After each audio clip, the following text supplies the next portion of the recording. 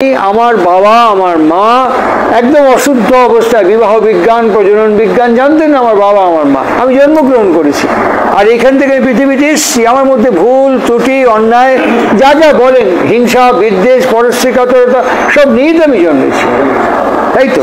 ইনি আমাকে দীক্ষা দিলেন। ইনি আমাকে দীক্ষা দেওয়ার পর ইনি আমাকে যে যে পদ্ধতি অনুসরণ করতে বললেন সেই পদ্ধতি অনুসরণ করতে গিয়ে আমি অক্রোধী, আমি অমানী, আমি নিরলস বারবার বলছি। তাহলে বলতে বলতে আগে রামপ্রসাদের ওপর, আগে দেবীদার ওপর, আগে দীনেশের ওপর, আগে সুব্রতর ওপর আমার যে ধরনের রাগ বিরাগ বিদ্বেষ হতো, এখন আমি যে সিনসিয়ারলি করছি, করার ফলে আপনি বললেন রাগ একবার ফোর্স করলো বটে, কিন্তু আমি তাকে নিয়ন্ত্রণ করার শক্তি অর্জন করলাম। একটা ধাম তো আমি বলতেই পারি, আগে এই ধামে আমি ছিলাম না। আমি অন্য কোনো ধাম জানি না। ভূর ভুবস্ব মহ জন তপ শত অথবা উন মুন শুন অলক আগম ত্রিকুটি ভ্রমর গুফা বঙ্কনাল, এত জায়গা আমি যেতে পারিনি। কিন্তু একটা ধাম আমি জানি, আমার মূর্খ বুদ্ধিতে, সহজ বুদ্ধিতে, ছোট্ট বুদ্ধিতে আমি একটা ধাম জানি। একটা ধাম আমি বুঝতে পেরেছি, একটা ধাম আমি বুঝতে পেরেছি যে আমি সহজ বুদ্ধিতে এইটুকু বুঝতে পেরেছি, আগে যে রাগটা আমাকে চাকরের মতন টেনে নিত, এখন আমি রামপ্রসাদের ওপর ওরকম রাগ করতে পারছি না, নিয়ন্ত্রণ করতে পেরেছি। আগে আমাকে বলতে দিলে যে আনন্দ হতো, বলতে পরপর 7 দিন সৎসঙ্গে বলতেই যায় না আমাকে, পাতাই যায় না আমাকে, গুরুত্বই যায় না আমাকে। তাতে আমার যে অভিমান রাগ ক্ষোভ জাগতো, এখন 8 দিনের দিন সৎসঙ্গে এসে আমার সে রাগ অভিমান ক্ষোভ জাগছে না। আমি একে নিয়ন্ত্রণ করতে পেরেছি। উপরন্তু আমি অ্যাক্টিভলি সব কাজে অংশগ্রহণও করছি আরো আনন্দের সাথে। তাহলে দুটো ধামে আমি আসতে পেরেছি। তাহলে রোজ যদি ধামো ধামো নিরক্ষতা বলছি, আমার এত অলক অগম টগম বোঝার ক্ষমতা নেই, বিদ্যে নেই, বুদ্ধি নেই, শিক্ষাও নেই, দরকার নেই। তাহলে আমার বাড়িতে আমি যদি 200 টাকা 100 টাকা 500 টাকা বিনিয়োগ করে সৎসঙ্গ করে এইটাকে যদি অর্জন করি, আমি তো বলতেই পারি দোকানে 100 টাকা দিয়েছিলাম, 100 টাকা জিনিস বুঝে পেয়েছি। আমি আমার সৎসঙ্গে যা ব্যয় করেছি তার অনেক বেশি গুণ আমি আয় করতে পেরেছি, আমি উপকৃত হয়েছি। এই সৎসঙ্গ মানুষ দেবে, কেন দেবে না? এই সৎসঙ্গ মানুষ চাইবে, কেন চাইবে না? এই সৎসঙ্গ মানুষ প্রার্থনা করবে, আর এইখানেই তার উজ্জ্বল উপস্থিতি তিনি অনুভব করবে, একদম উজ্জ্বল উপস্থিতি। এখানে ধনী দরিদ্র নেই। আমি সেদিন ওই দেবাশিসের বাড়িতে বলছিলাম যে আমাদের বর্ধমান হাওড়া যে main road, main rail line, সেখানে একটা ছোট্ট স্টেশন আছে বইচি, আর পরেরটা হচ্ছে বইচি গ্রাম, দুটো স্টেশন। ওইখানে দুটো গ্রামীণ কৃষি পরিবারের মানুষ, খুব গরিব। তা ওরা ঠাকুরের দীক্ষিত, ওরা দুজনে উৎসবে যাবে, ঠাকুরের উৎসবে যাওয়ার জন্য কি দেবে? একটা কয়েন, 1 টাকার একটা কয়েন। ওই 1 টাকার একটা কয়েন আমি যেরকম ধুতিতে এরকম বেঁধেছি, এই ধুতির এই আঁচলে বেঁধে গিট দিয়েছে। গিট দিয়ে কোমরের মধ্যে 1 টাকার কয়েন নিয়ে, পয়সা নিয়ে ট্রেনে ভাড়া তখন কত?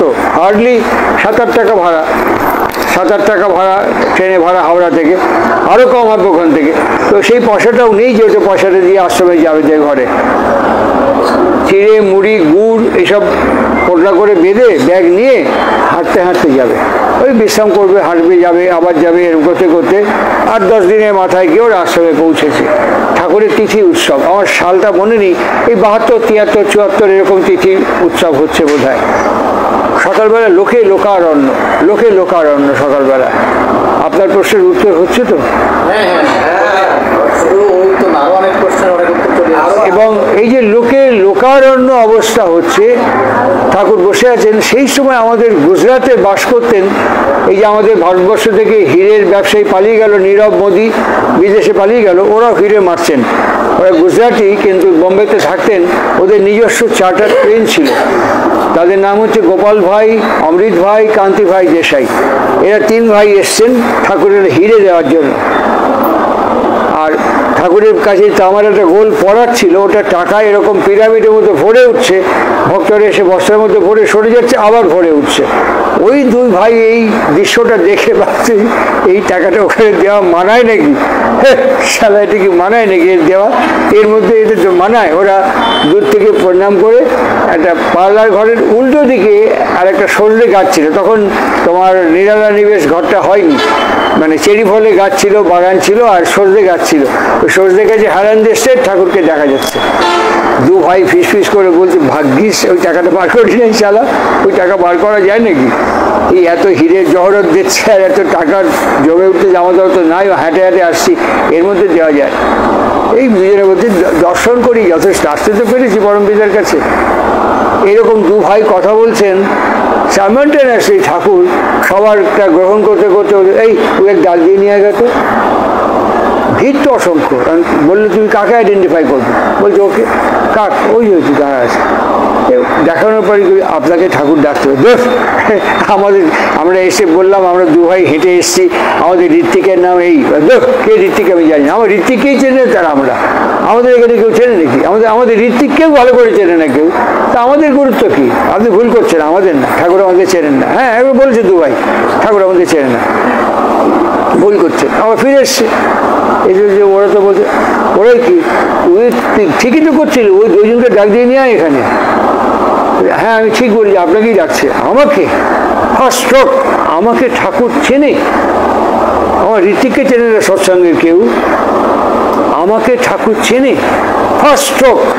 দু ভাই খুব আনন্দ এবং একটা সংশয়, ভয় না, আনন্দ এবং সংশয়, জিজ্ঞাসা, আমাকে চেনে, আনন্দ, সত্যি কি চেনে, চেনা সম্ভব? এই দুটো ভাব নিয়ে যে এই পেন নাম করেছে এরকম করে, ওই গান্তি ভাই গোপাল ভাই হিরে কিন্তু ঠাকুর হাতে করে নেয়নি, ওখানে রেখে দিতে বাধ্য হয়েছে। ঠাকুর কিন্তু হাতে করে কারো পয়সা নিচ্ছেন না। আর যখন দু ভাই প্রণাম করলেন, ঠাকুর এরকম করে প্রণাম করে হাতটা দে যা আনিসিস, দে, এরকম করছে, দে। ভ্যাঁ করে ওই ছেলের ভাই দুটো কাঁদছে। তারপর ট্যাকের থেকে একটা টাকা দিল, ঠাকুর এরকম করে নিয়ে কপালে ঠেকালো। বড় বড় দিয়াগা কবি এর থেকে ভাঙায় ভাঙায় আমার খাবার পাতে যেন প্রত্যেক দিন দেয়, এর থেকে ভাঙায় ভাঙায় আমার যেন খাবার পাতে প্রত্যেক দিন দেয়।